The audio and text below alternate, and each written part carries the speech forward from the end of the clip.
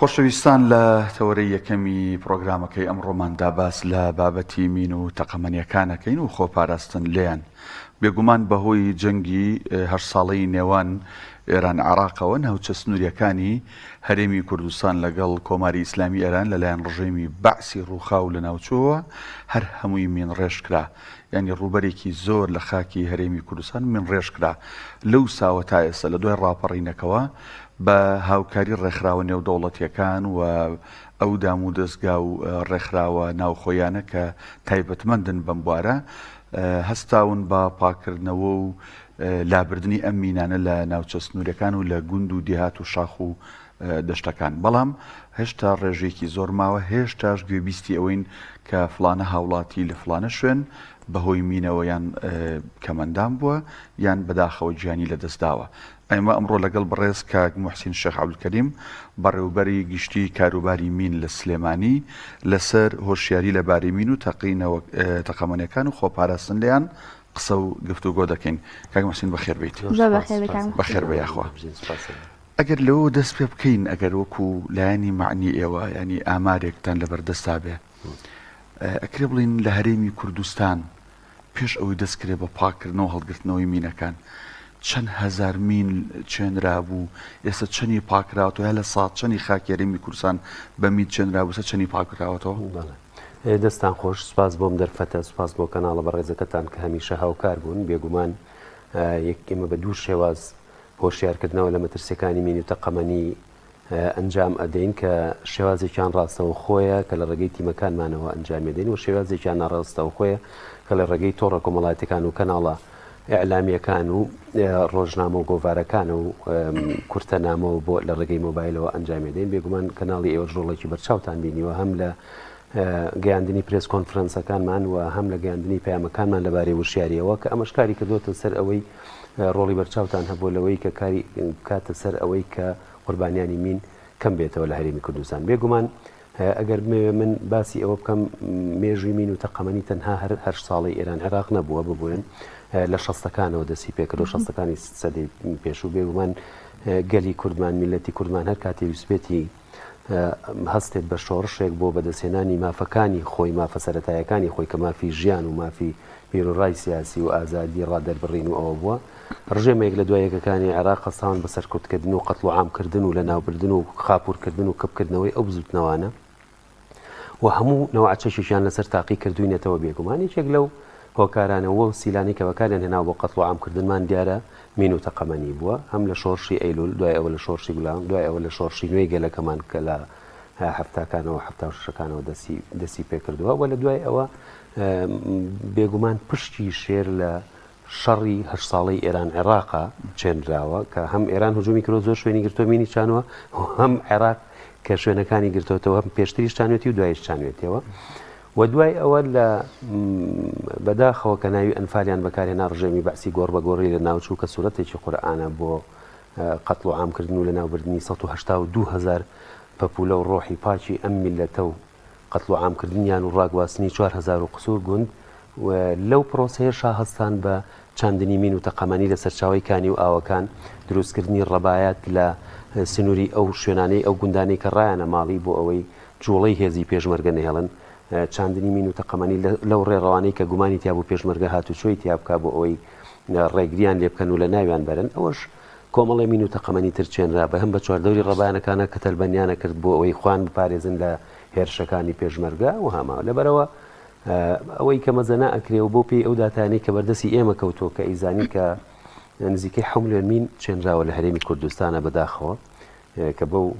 پێ بێنی هەموو تاچێکی کورد لەو کاتە حسابمانە کرد لە چەند ساڵی ڕابردووە 2 میلیۆن بەرەکەوت، یعنی بە پێ عەدەدی سوکانیش وایە بۆ ئەو کاتە. بەداخەوە من ئەتوانم ئەو داتانی کە لام لەسەر سنووری پارێزگای سلێمانی قسە بکەم کە لە سنووری پارێزگای سلێمانی کە هەڵبجەشی لەسەر ئەو داتایی کە ئێستا باسیەکەم نزیکەی 234 میلیۆن مەتر مربع پیس بووە بە مین و تەقەمەنی. لەم 234 میلیۆن مەتر مربع بەهێز و توانای خۆمان ڕێکخراوە نێودەوڵەتیەکان کە لە بیدایەتەوە ئەوان هاتن و سەر قافڵەی هەڵگرتنەوەی مین و پاکردنەوەی مین بوون و کۆمەڵە کادری خۆماڵیان بۆ دروستکردین بەدەست خۆشیەوە ڕێکخراوەکانی ئەو ڕێکخراوانەی کە لە بواری پاکسازی مینا ئیشیان کردووە وە لە سەردەمانێکە کە بودجە هەبوو میزانیە هەبوو ئێمە بە تەندەرینیش ئیشمانە کرد لە سنووری پارێزگای سلێمانی نزیکەی 11 کۆمپانیای بواری پاکسازی مین ئەنتەرناشناڵ و ناشناڵ یعنی خۆماڵی و نێودەوڵەتی کاریان کرد بە هەموو ئەم هێز و توانایەوە هەتا ئێستا توانیمانە 115 میلیۆن و 500 هزار مەتر مربع پاک بکەینەوە واتە نیواونی و تقریبا لە نیوەش کەمتر لە ئێستاە دوای ئەوەی با بڵێن بە تەواوەتی هێز و توانەکانمان بە چی شکستی هێنا مەسەلەن بۆ نمونە کە شەڕی داعش هاتەکایەوە زۆری ئەو ڕێکخراوانە سەحب بوونەوە لە توانەکانیان بردە هێڵە گەرمەکان ئەوش بۆ نمونە بۆ مووسڵ و بۆ زومار و بۆ ئەو نوع شوێنانی کە داعش شەڕی تیا کرد خانەقین و کەرکووک و ئەو شوێنانی سنووری حکوومەتی عێراقی ئەمە هێزێکی زۆرمان لەدەستدا لەویە دوای ئەوە بودجە نەما میزانیە نەما بۆ ئێمە بودجێ بەرهێنانمان هەبوو تەخسیسمان نەما کە بۆرە کۆمپانیەکانی بواری پاکسازی مین کاری تیا بکەن کەەوە عملیەکەی زۆر سەریع کرد بچکان بە میکانیکی و هەم بە دەستیش کاریانە کرد ئەوەش زەربەیەکی زۆر گەورە بوو لێ یان کە پرۆسەکەی سستر کردەوە خۆی پرۆسەکە سستە ئەوەی تر سستی کردەوە دوای ئەوە کۆڤید-19 با بڵێن 2019 کە کەرنتینە و کۆڤید-19 هاو ساڵێک مەسەلەن دێک دو ساڵێک پرۆسەی پاکسازی مینوەستا دوای ئەوە قەیرانەی کە با بڵێن بەغاخۆ بەداخەوە ینی هەر سیستم و هەر نظامێکێتە سەر ئەوێ بەرامبەر بە کورد نەفسی هەڵوێستی هەیە بڕینی قوت و بودجە و موچەی ئەم سنوورە وای کرد کە ئێمە پێشتر نزیکەی 105 سیارەمان بەس بۆ سلێمانی بۆ گیرا بوو بۆ گەیاندنی تیمەکانمان بۆ سەر کێڵگەمینەکان پارە نەما ئەو سیارانەش گرێبەستەکانیان تازە نەکرایەوە ئێستا بە چەند یعنی بە هێز و توانایەکی کەمی خۆمان یعنی مانە هەموو هۆکارن بۆ دواکەوتنی پرۆسەکە و بۆ لەوانەیە ینی پرسیار بکرێت لەو کاتەوە هەتا ئێستا ئەوە پاکراتەوە چەند ساڵی تریەوێ ئەمە خۆی پرسیارێکی واردە ئەگەر بەم توانایە و بەم تاقەی و بەم هێزەکەمەی کە هەمانە کە چەند سیارێکی مۆدل کۆنمان هەیە مۆدلەکانی 2009 دیایە کە عتەڵاتیان زۆرە کە پارێکی زۆرمان ڕۆ بۆ تەسلیحکردنی و خۆشتان نەزانن ناوچەی من ڕێژکراوەکان ئێستا دوور کەوتۆتەوە چۆتە ناوچە سنووریەکان یعنی ڕێگایەکی دوور و درێژە بڕن تیم ئەگەێنێتەوێ ئیستیهلاک هەیە ئیندیفار هەیە ڕۆژانە پێویستی بە سوتەمەنیەکی زۆر هەیە بەم تاقە و توانایە یعنی زۆر گەشتبین نیم بەرامبەر بەوەی کە پرۆسەکە سەریعتر بکرێت لەو پرۆسەی کە ئێستا هەیە ئەوە لەسەر ڕوبەرەکە و لەسەر ئەو زۆر باشە کاک محسین لەو 7 ملیۆن مینەی کە چەندرا بوو چەند جۆر مینبوونی هەبوو زیاترین یان کە لە سنوورەکانی هەرێمی کوردستان و ناوچەکانی هەرێمی کوردستان بوونی هەیە کام جۆران بووە بەڵێ دەستان خۆش جارە خۆی ئێمەوەی کە پۆلێنەکەین دوو جۆر یعنی بە شێوەیەکی ڕئیسی دوو جۆر مینمان هەیە کە ئەچێنرێ ئەنتی تانک و ئەنتی پێرسنەڵمان هەیە ئەنتی تانک واتە دژە دەبابە و ناقیلە و ئەنتی پێرسنەڵمان هەیە ئەنی دژە مینی کەسی با بڵێن زۆرترین یعنی زۆرترینی ئەو مینانی کە چێنراون زیاتر دژە کەسی بوون لە دژە کەسیەکانیشە با بڵێن ئەنواع ئۆشکاڵ زۆری تیا بۆ با بڵێن کڵپەدار و ساچمەدار و ئەگەر پۆلێنی بکەینەوە وەکو دژە کەسەکانش بێت بە کەڵپەدار و ساچمەدار یعنی هەیە گڕ و دووکەڵ و ئەوە دەرەکە هەیە ساچمەشی لە ناوە و ترسناکترین جۆری مینیان کە ئێستا زۆرترین عددیشی لێ چێنراوە لە سنووری پارێزگای سلێمانی و هەرێمی کوردستان بەداخەوە کاڵم پارێزگای سلێمانی بۆ معلوماتتان پشتی شێر لەو 7 ملیۆن مینە بەر سنووری پارێزگای سلێمانی کەوتووە لەبەر ئەوەی درێژترین بۆردەر درێژترین سنوورمان هەبووە لەگەڵ ئێرانە ئەوەی چێک بۆ لە هۆکارە ڕئیسیەکان و پرۆسی ئەنفاریش ئەم دێهاتانەی کە داگیران زۆربەی زۆری ناوچەی گەرمیان و با بڵێن شارە زور و قەرەداخ و ئەم شار باژەڕ و ئەمانە و زۆرترین من لە سنووری ئێمە چێنراوە لەو 7 ملیۆن مینە و زۆرترین سنووری پیسبوش لە سنووری ئێمەیە بەداخەوە جا لەسەر ئەوەی کە جنابتان باستان کرد لە ئەنتی پێرسنەڵەکانە لە دژە کەسیەکانە ترسناکترین جۆریان ڤاڵمارایە ڤاڵمارە پێنج کوڵەکەیشی پێوترێنە ناو خەڵکا باوە زۆر کەسیش بینیوێتی ینی کەم کەسێ نەیبینی بەو ناسێتەوە دوو جارە تەقێتەوە کە ڕتێگە تەقێتەوە بەرز دەبێتەوە تقریبن مترێک بەرز دەبێتەوە دوای مەترکە ئەفلاقەکان نزیکەی 2000 ساچمەی تایە کە بڵاو بێتەوە بە چواردەوری خۆیان یعنی ئەو کەسەی کە بەریەکەوێ بە دوور بێت لە هەموو لایەک و لە ئازیزانمان و لە خەڵکی ئەم وڵاتە یا کەم ئەندامێک یا بە تەواوەتی ژیانی لە ناوە بە باش ئەکرێ باست لە پارێزگای سلێمانی کردوت لە هەرێمی کوردستان زۆرترینی بەر ئێرە کەوتووە ئەکرێ بڵێن لە ناو پارێزگای سلێمانیش چ ناوچەیەک زۆر پیس یعنی بەخەستی ئەمینی لێ چێنراوە بەڵێ بوونە هەوراماناتە پێنجوێنە شار باژێرە قەڵات زێ ئەوانەی کوێ بەڵێ زۆرترین ناوچەی کە زۆرترین مینی لێ چێنراوە ئێستاشکە مەسەلەن ڤیرۆدەی دەست ئەوە بووین و نمونەی واقعیمان لەلایە چکە هەرمین و تەقەمەنی بۆمبی هێشویشمان ێسێ باسی ئەوەشەکەم ناوچەی پێنجوێنە بەداخەوە گەر ینی بەبییرتان بێنمەوە لە 2023 حاڵەتێکمان هەبوو ئەم ساڵیش هەر حاڵەتێکمان هەبوو لە 23 مەسەرەن ئێمە لە کۆبوونەوەیەک بووین لە جنێف لە سویسرا کۆبوونەوەی ئۆتاوا بوو ینی لەوە پەیوەندیان پێوەکردیان وتیان حادیسەیەک ڕوویاوە مەسەرەن کەسێک پێوە بوو ئیتر ئێمە نمونە واقعەکەمان لەوێ بەڕسم و بەهینەوە بۆیان نادین حاڵەتێکی زۆر سەیر بوو بەلایەنەوە ئەوان کە ئێمە تا ئێستا جیرۆدەی ئەو حاڵەتێنوانە طبعاً هاوڵاتێک لە پێنج نزیکەی 20 ساڵ بوو زەویەکەی کێڵای کرد بە پەتاتەی کرد بە زەرعەتیش شکالێکی نەبوو 20 ساڵ زیاتریش لە دوای نەوەیەکەوە خەریکی چاندنی بوو ئەو ڕۆژە یعنی 2023 پێم وایە مانگی حەوت بوو بەڵێ تقریبا لەم مەوسما بوو ئەو ڕۆژەی کە با بڵێن طبعاً ئەوان زەویەکانیان بۆ دووسێ بەرهەم بەکارێن بەهاریان هەیە و دوای ئەوە هاوینیان هێوان کە هاوڵاتیەک کێڵا بووی بەداخەوە کە تەرەکتۆرەکە بڵێن کێڵابووی گاسنەکەی زۆر داگرت بوو با بڵێن شتێک دەرکەوت و بە میژۆی زانی و بزانە کوپەڵەیە چی هانەوەی نەیناسی بۆمانە ئیتر دەستکاری کرد بوو بەردی پیا کێشا بوو نادەم شێک پێی تەقیەوە حاصل ژیانی لە دەستدا بەداخەوە دوای ئێمە تیممان بە پەلە گیانە سەر حادیسەکەومانە سیرمان کرد ئەمە بۆمبی هێشویە بۆمبی هێشووی چێوانەیە کە تیارە فڕێتە خوارەوە ئەم بۆمبانە تیارە فڕێە گەر شوێنەکەی فشەڵ بێ ناتەقێتەوە باشە ئەچەقێ ئیتر باڵێ بە مروری زەمەنیش مەسەرەن ڕاماڵین و گڵ هاتۆتە سەری و باران و تۆفان و ئەمانە و چەند ساڵی کە محەڕەمە بۆ ئەمانە داپۆشاوە دیارە هەموو ساڵێکیش کە کێڵراوز ئیجیش کالێکی نەبوو ئەلەم ساڵانەی دوایە مەسەرەن کە باران و ڕاماڵین و ئەوە هەیە گڵەکەی ڕاماڵی و ئەمیش دیارە گاسنەکەی زیاتر چەقانوە ئەمە دەرکەوتووە کە دەرکەوتووە طبعا ئێمە یەکسەر تیممان نرد و ئەو منتیقێ بە پێ یاسای دەستگاکەمان ئەبێ بێ بە مڵکی ئێمە ینی خاوەن مڵکەکەش بۆی نیە تەسەڕوف تاپاکێکەکەنەوە وتی تاپاچەکەینەوە وتی آخر کاکە من زەرەرەکەم و مەسەرەن پەتاتم دێگوتمان کاکە هەربێ ئێمە کەشتی تری تیا دەرەچێت دوای حادیسەی ترت بۆنوتی بەخوا من آخر زەرێکی ئەوە ناکەم والحاصل ئێمە وامان لێ کرد کە نزیک نەکەونەوە تاپاچەکەینەوە 38 بۆمبی ترمان تیا دەرەنا ببوورە بۆمبی هێشووی نەک مین و منە بۆمبی هێش هەر لەو زەوی ئەو پیاوەیە 38 بۆمبی ترمان تیا دەرێنە ئەمە حاڵتێک ئەم ساڵی ژەگەر بەبییرتان بێ لە عینەن شت لە سنووری پێنجوێن وتیان حەدیسەیەک بۆ 8 کەستیایە برینار بوو بەس شەهیدی تیانەیدا لەخوا بزانێ عینەن شت لەوێش بۆمبێکی شووی لە زەویەکی تر هەر لە سنووری پێنجوێن بۆمبێکی هێشووی تر دۆزراوە یعنی مین و تەقەمەنی بۆمبی هێشووی کە ئەمە خۆی لە ئەسڵا ئەم زەویە لە داتای ئێمە کێڵگەمین نییە تێگەی کابرا کێڵاوێت یعنی کە کێڵای ترەوە هیچ تر ناپاکە لەبەرەوە گۆڕانکاریش لە داتاکانە زۆر جار ڕوئەیە بە هۆکاری ئەوەی کۆمەڵی کێڵگە هەیە کێڵگە نیە خۆی لە ئەسڵا ئەبێ بە کێڵگە کۆمەڵە تریش هەیە ریلیزە کرێ یعنی لا برێن لە داتا لەبەرەوەی کاتێک کە ئێمە پیاچینەوە مەسەرەن هاوڵاتی گەڵێکا کە من ئەمە تعهودی قانونیەم کە ئەمە مەسەرەن 30 ساڵە ئەی کێڵم بەکارێنم هیچ حادیسەیەک لەم سنوورانە بۆ لەلای ئێمەش داتا هەیە ئەوانەش ریلیزەکەین لەسەر داوای هاوڵاتێکە خۆی بەداخەوە ئەمەسەرەن ئەم هەموو مین و تەقەمەنێ ویستم ئاماژە بۆ بم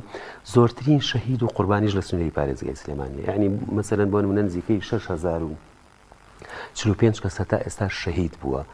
لەم سنوورە بەرکەوتوو گیانی لە دەستداوە هاوڵاتی و هەیە هاوڵاتی چەند کەس کەم ئەندام بووە 1536 کەسیش کەم ئەندام بووە ئیتر ئەم کەم ئەندام بوونە هەیە هەردوو چاوێتی هەیە هەردوو دەست و هەردوو چاوێتی هەیە هەردوو قاچێتی هەیە قاچێکێتی هەیە دەستێکێتی وەستافی خۆشمانی تیا ینی کە لە بیدایەتەوە ئیشیان کرۆچکەمین ئەمانی نیە لەلای ئێمە قاعدەیەکمان هەیە ئەڵێن یەکەم هەڵە ئاخر هەڵەیە یعنی کە بە هەڵە دەستکاری مینێک بکەی ئیتر ئەوە کە پێتە تەقیەوەیە ژیانت لە دەزەیە ئیلا کەم ئەندامە بی کە ئەوەش زۆر قورس باشە کاک محسین لە ئێستادا بۆ معاناتەی کە هەتانە ساڵانە چەندێک زەوی پاک دەکەنەوە چەند کیلۆمەتر لە سنووری هەرێمی سنووری پارێزگای سلێمانی پاک دەکرێتەوە بەڵێ وەڵڵاهی ساڵ کەوتووە یعنی چکە زەویەکانی شفەرقەیە تۆپۆگرافیای کوردستان ئێوە خۆتان نەزانێ ئێمە زەویمان هەیە بەردەڵانە ڕەقە کارکردن تیا زۆر سەختە گژوجیە ئەجا ئێمە بەڕاستیەکەی ئێمە ئایماسمان هەیە و SOPمان هەیە ئایماس یعنی ئینتەرناشنال ماین ئەکشن ستاندەرد یعنی پێوەری نێودەوڵەتی بۆ کاروباری مین لەگەڵ SOP یعنی پێوەری تایبەت بە دەستگاکەی خۆمان کە لەسەری ئەڕۆین کارەکەین کە ئەویش نابێ مخالفی وەک دەستور و وەک تەشریع بڵێن ئایماسەکە با بڵێن ئەگەر دەستور بێ SOPەکەی ئێمە تەشریع نابێ مخالفی بەندەکانی پێوەرە نێودەوڵەتیەکان بێ بەپێی ئەو پێوەرانە کە ئیشەکەین ئێمە لە مەوسمی باران و قڕ و چڵپا و بەفر و ئەمانە نابێ ئیش بکرێەوە ئیش ڕاوەستێ چەند مانگێک ساڵانە خۆتان نەزان بۆیش پرۆسەکە خۆی سیستە دوو لە مەوسمی ئەگەر ڕەشەبا بێ بۆسی لە کار ئەو شوێنێکی ئیشی لەکەی لەبەرەوەی سەوتی ڕەشەباکە تێکەڵە بێ لەگەڵ سەوتی دیتێکتەرەکە هەڵە دروستە بێ ئەگەر پلەی گرمی بچێتە سەر و پەنجاب لە ئەبێ ڕایگری چکە دیماینەری فەقیر ینی مێشتێک وڵێ لەبەر ئەو گەرمایە تەرکیزی کەمە بێتەوە کە تەرکیزی کەم بۆ لەوانەیە ڕوبەڕووی حادیسە بیتەوە ڕوبەڕووی کارەسات بیتەوە ڕۆژەکانی ئیشکردن زۆر کەمن بزەبت یعنی وای لێ اینجا تۆ جمعە و شەمەی لێ دەرەکەی لەبەر ئەوە ئێستش بەڕاستیەکەی ئەو شوێنانەی کە ماومانە پاچی بکەینەوە هەمووی شوێنە دوورە دەست و شاخاوەکان کاری میکانیکیمان بۆ ناکرێت کەمترین کاری میکانیکی کە بە شۆفڵ و حەفارە و ئێمە کۆمەڵە مەکانیمان هەیە تیمی میکانیکیمان هەیە دەستخۆشییان لێکم کە زۆر ماندوون و شەو ڕۆژ ئیشەکەن ئەوانیش لە زۆر شوێنە ڕێگەمان بۆ ڕاکێشن بۆ کێڵگەمینەکان ئەوەکەن دوای ئەوە لە مەوسمی گژوجیا و پوش و پەڵاشە ئێمە ئەو کێڵگانەی خۆتان زان کە پاچێکیتەوە تۆ بێ مین و تەقەمەنەکان لە ناوین ئەوەش تۆزە دەستمانەگرێت چکە لەسەر کێڵگەکە تۆ مەفروزە لای یعنی لە موقعێکی نزیکا لای بێ ناتوانین تەقینەوە بکەیت لەبەرەوە ترسی ئاگرێک بکەوێتەوە سەدان هەزار دۆنم بفەوتێ بۆیە بەداخەوە ڕێگریەکان زۆرن هەرچەند بەڕاستی ئەوەی کە جێگەی داخی منە ئەوەیە کە مەسەلەن دەستگای گشتی کاروباری من یاخود کاروباری من خۆی کارێکی سرف ڕاستە مرۆیە بەڵام عمودی فەقەری بژانەوەی ژێرخانی ئابووری هەرێمی کوردستان و زۆربەی وڵاتەکانیشە لەبەرەوەی ئێمە پەیوەندیمان بە هەموو سێکتەرەکانەوە هەیە پەیوەندیمان بە سێکتەری تەندروستیەوە هەیە بە ڕێگاوبانەوە هەیە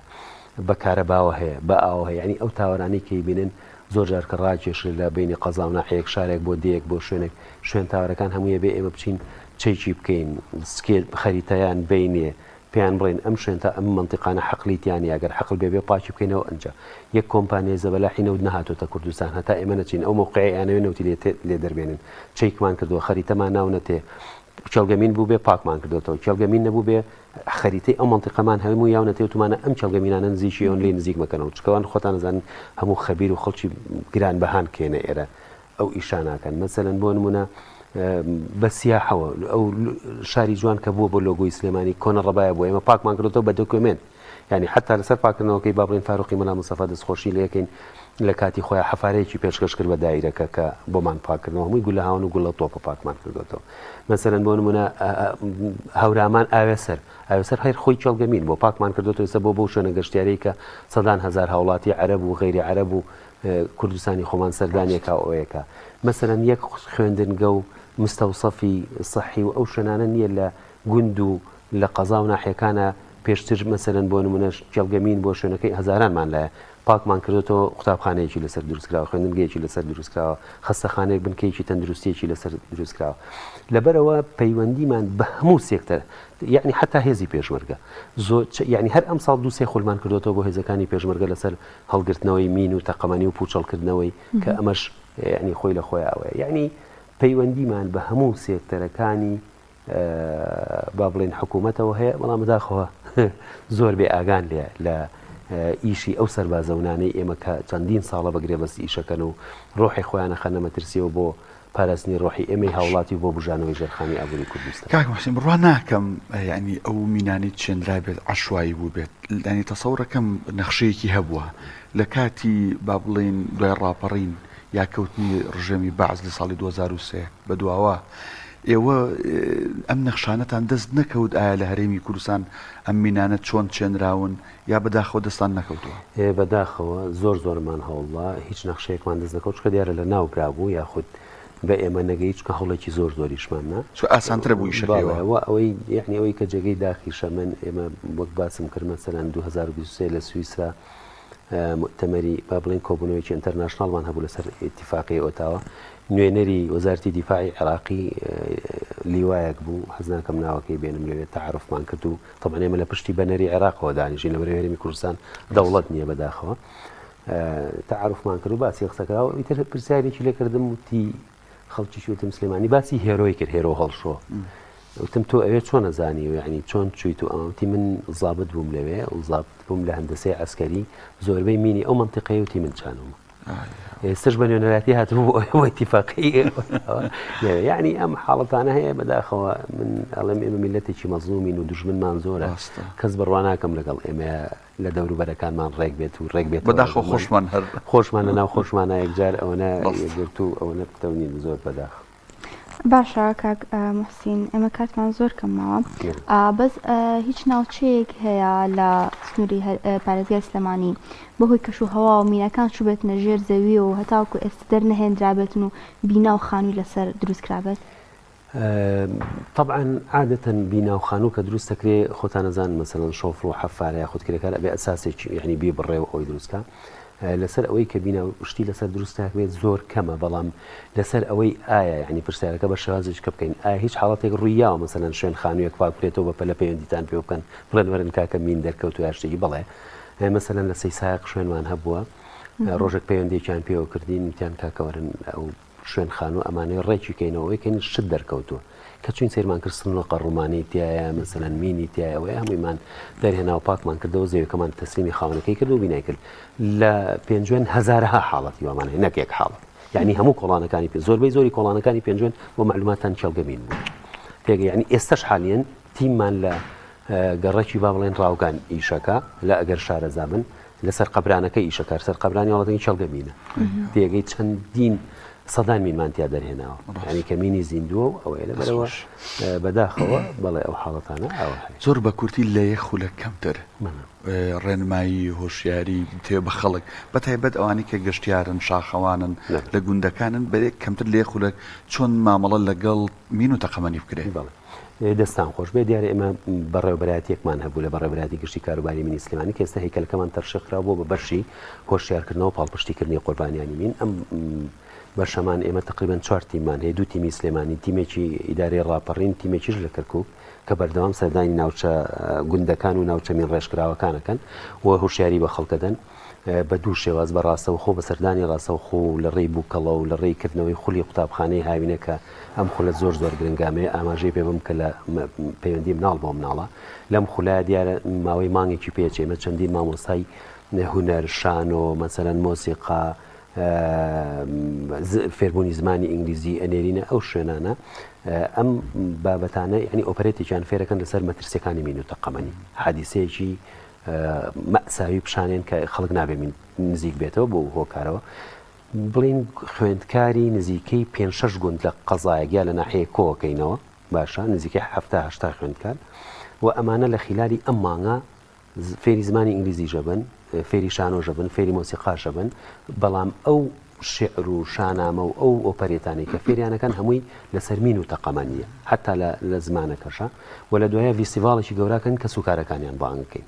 و ئەوانەی کە ئەیانەوێت لەو ڤیستیڤاڵە مناڵەکان خۆیان هەڵەسن بە تەوعیەکردنی خەڵکو و ئەوەی کە فێری بوون لەو مانگە عەرزێکەن بۆ هاوڵاتیان و پەیامەکانی خۆیان فێرەکردن کە بگەین بە ڕێفیقەکانیان بە باوکو و دایکیان بە کە سوکارە نزیکەکانیان بە خزمەکانیان لە گوندەکانی ئەوە ئەمە یەکێکیان دوو لە ڕێی بە شێوازی ناڕەستە و خۆش لە ڕێی کەناڵەکانی بەڕێسان سەبوون نەمە خۆی پەیامە بۆ هاوڵاتیان کە نزیک نەکەونەوە بەداخەوە ئێمە مشکلەی بە زمین و تەقەمەنیمان نییە ئێستا حادیسەیەک بوو لەم هەفتانەی پێشوان نزیکی سازان تقریبا 4 هاوڵاتی شەهید بوون و سیانیش بوو یعنی 4 برینات 4 بە 4 یعنی 8 کەس تیاچون بە هۆکاریەوەی کە تێئنتیان بردبوو دەستکاریان کردبوو بۆ ڕاوەماسی و ئەمانە یعنی تەوعیەی ئەوەنێ لەبەرەوە ئێمە بە بەردەوامی خۆمان کردوێتەوە بۆ پاسەوانی سنوور بۆ هێزەکانی پێشمەرگە بۆ شاخەوانەکان بۆ ئەوانەی کۆنتاکتیان هەیە لەو ناوچە پۆلیسی دارستان بۆ هێزی پێشمەرگە بۆ ئەوانەی پەیوەندی و کۆنتاکتیان هەیە و ئەکەونە ناوچەمی ڕێژکراوەکانەوە بەردەوامی خۆڵ و هوشیاریمان بۆ کردێنێت زۆر بەڕێز محسین شێخ عەبدولکەریم بەڕێوەبەری گشتی کاروباری مینی سلێمانی سوپاس بۆی لەم دەرفەتە لەگەڵ